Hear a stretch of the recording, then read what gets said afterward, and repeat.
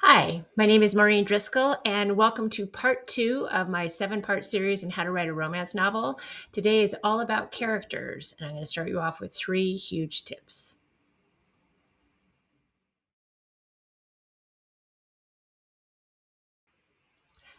Tip number one, and this is the most important, is the importance of arcs. If you did what I asked you to do in part one, which is go back and read the 1-star and the 5-star reviews of different books, you probably encountered a few reviews that said there was no plot in the book. And that is something that happens quite a bit. Well, okay, there's two things. There's no plot, or there is a plot which is easily solved by like a well-placed question. For instance, I love You've Got Mail, the movie with Tom Hanks and Meg Ryan. But if at some point in the course of their, I don't know, hundreds of emails that they sent back and forth, if one of them had said, "So what do you do for a living?" that movie, like lots of things could have been cleared up and there wouldn't have been a movie. So if your whole plot hinges on someone not hearing something straight or somebody saying something that's false, it's going to be really hard to fill a whole book length of book with that thin of a plot line. And it's also hard because you have to keep your characters apart to a certain degree because you want to ratchet up the tension. And again, it can't just be the other. This is the other plot trope that people do, that which does not work, is the fighting over nonsensical things. Like, oh, I can't believe you're walking your dog this early again and it woke me up. Don't what I mean, that really would be a stupid plot, but you know what I'm talking about. You have read those books where these aren't real things to keep people apart, but for some reason they are. So you're going to avoid that by paying attention to how to create really good arcs. And what you need to do is when you get your main characters, I want you to ask three questions. What does this person say they want? What does this person really want? And what happens when you try to reconcile those two things? Now, it might be a romantic thing, like when you've got the movie, well, okay, based on a book, obviously, but Sense and Sensibility, the wonderful adaptation with Emma Thompson and Kate Winslet. Kate Winslet's character, Marianne, just, she really has the romantic, like, oh, the guy in the horse in the storm and he's super hot. And it's like, Mr. Willoughby, and then you've got Colonel Brandon, played by Alan Rickman,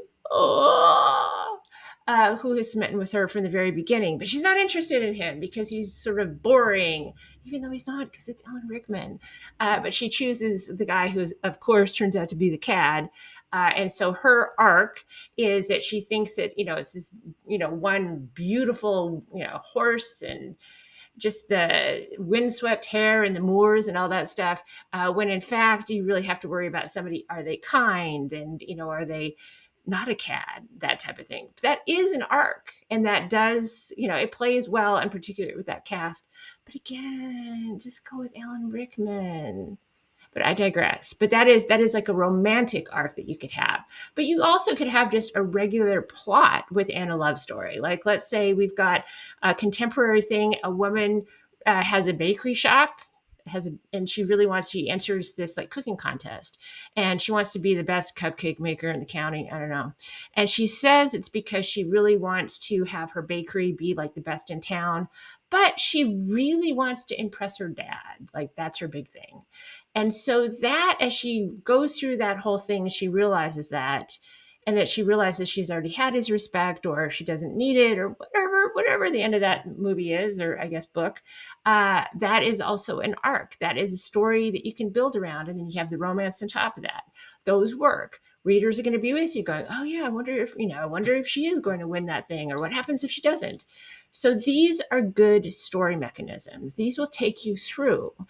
Because again, when you are writing, one of the reasons why people end up not finishing things is because they have run out of things to say, because there's only so much things you can say if you just have a romance in your story.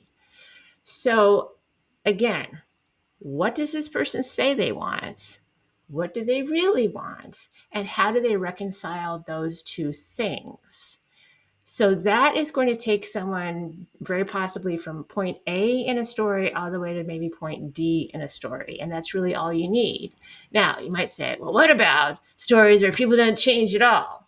Well, I would say, I will counter with that if they truly don't change at all, it's not very interesting. But it could be that somebody actually does like a 360, like they end up in the same place as they began, but they did go and explore different things, and then they decided, you know what, I was good the way that I started. So that counts. That counts as a story. So again, when you're looking for stories, forget about misunderstandings. Do the hard work, get in your characters' heads, treat them like real people, and find out what they want and go from there. This tip is about the importance of characters in a series. Now, as most of you know, there are either standalone romance novels or there are a series of romance novels. And while, again, I told you in part one, you're not going to get rich doing this, or you're probably not going to, there's usually more money to be made in a well-crafted series of romance novels than just in the standalones, because the best thing is, in the first book, you get to introduce the future characters of different books. And so when they've read, even though your first book is probably primarily about one couple, you're going to see other characters that are going to appear later on in the series. And people are like, ooh, like that, person, I'm going to come back and read that book. This is the goal. This is a really good thing. I mean, obviously we want to tell good stories.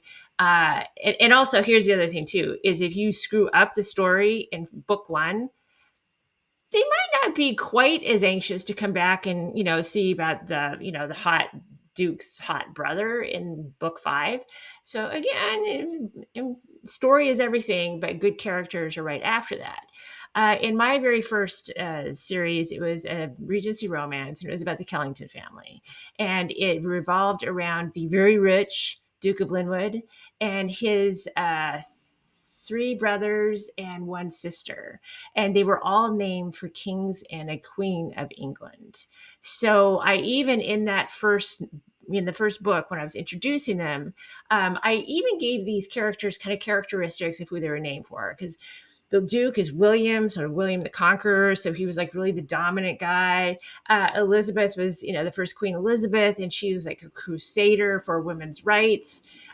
You've got Arthur, who was this sort of like, well, okay, so King Arthur, sort of maybe not real, but it counts. He's got king before his name, but he was the adventurer. So in his book, he helped this spy for England, and they went off in this like treasure hunt. And then I had Hal, who I named actually for Henry V, because he did 2 things. He was sort of like the wastrel, and he was like always getting drunk and partying, the whole thing. But then, so that was like sort of Prince Hal. But then, similar to King Henry, who led people into battle, he actually, his very brave side came out, and he helped somebody in a very important mission. So it referenced the kings, and it sort of made sense. And it was just sort of a fun thing to do this. It was a way for people to sort of associate the books. So if you can find something like that, it helps. If not, it's not necessary. But in all my series, I introduce everybody, well, all the main characters, not their spouses, not their future spouses, but the main characters in the first book. I give them enough, sort of like screen time. And so for the reader to say, oh yeah, I like this person, and come back and read that. And I can tell with my Amazon, the pages read and also the book sales, when I'll have a promotion, I'll see that sometimes people do skip ahead and they just read the book of the character that they are most interested in. So it does pay off. So if you can swing that from the beginning, as you are crafting your really well-rounded characters, to put everybody from again, not everybody, but the main characters from your whole series into that first book, that's going to be good. My final tip on characters is to make them likable, but not perfect. You've read books, I'm sure, where the characters they're too good to be true. Like there's nothing wrong with them. Like the author has gone out of their way so much to make them likable that they're not realistic. And when they're that likable, you also are wondering, well, why can't they just get together? And the answer is probably because of some dumb misunderstanding, which again, don't do that. Don't do that. So when you're crafting this, you want to you want to make everybody well-rounded. And so everybody has to have a foible. Now, not necessarily anything too bad, but they have to have a foible. A lot of times in romance, it'll be like the guy's a playboy or the woman's a playboy, whatever, playgirl, I guess, whatever it is. They don't want to settle down, and the whole thing is like, ugh, that type of thing is fine. But you have to be careful. And sometimes there are sometimes there are things that I'll read that I'm like, why does someone think this is a, like, why are these, do they think this is a likable character? Stay away from not having their foible be lying or certainly cheating. Anything that's really too dishonest, not good, not good. For instance, and this also comes back to doing your homework and knowing the genre really well. I have a friend who is a really, really talented writer. And toward the beginning of his writing career, and he does primarily like literary fiction, but he does do some time travel, but not necessarily time travel romance. It's sort of more like time travel history. And he had a story where he wanted to sort of, go into the romance realm, and he wasn't as familiar with it. And so he had this character who you'd seen in a previous book, who had a wife and, like, I don't know, like a 3-year-old or something. And so he accidentally time travels to someplace else and believes that he cannot get back. And so then he starts dating somebody. And then that person, I think, dies. And so he does get to go back home. But my friend, who again is a really good actor, well, probably, maybe, I don't know, but he's a really good writer, is what I was gonna say. He really was not familiar with romance, and he got hammered from some people because they're like, "What are you talking about? He had like a wife and a 3-year-old, and he's dating somebody else." And he was genuinely bewildered because he's like, well, he didn't think he was going back there, and he wasn't cheating on them. And I'm like, yeah, but that's not, it's in the romance world, that's a no-go. So there are rules like that. Like anything you want to do on like the infidelity thing, I would tread extremely lightly, if at all. So again, know the genre, know what's acceptable and what isn't acceptable as a human foible. Now, on the other part, is you've also probably heard the whole phrase, show, don't tell. And I didn't quite understand that when I first started my writing journey. But it's basically things like, if you want to show that somebody is nice, is not having somebody say, oh, he's so nice, like he helps his mom with the groceries or whatever. You want to show that. And particularly, a really sneaky, wonderful way of doing things is, what does your character do when people aren't looking? Now, this works for both boosting a guy who you're not sure is a hero into hero status.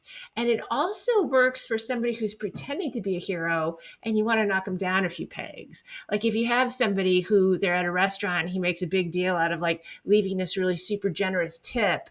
And then when they're leaving, his date goes away and he like, puts part of it back into his pocket. So this is something nobody else sees except we see it. And so now we know who this guy is. So, or again, like this guy who we think is just this like playboy and you just like going out with, 15 different women or whatever, but he builds houses, like Habitat for Humanity. I don't know. Something that we don't necessarily know, but we see him. He's not advertising it. It's like, oh, he is a good guy. So again, it's more effective. We see him do this rather than somebody saying, well, he builds houses for Habitat for Humanity. So these are just ideas that you just need to sort of like build your people up, while also in a lesser way of not keeping them too perfect, because no one's perfect. But again, I'm a caution on that. Just when you're trying to make your hero not as perfect, just be very, very careful with how you do that. Like it's okay. Maybe your person is always late. That's not, That's much better than, like, infidelity, but most things are. Thank you for joining me on part 2 of my 7-part series of how to write a romance novel. If you got anything out of this or liked it, please hit like and comment and share with a friend. And I hope you'll join me for part 3, which is obstacles and conflicts. See you next time.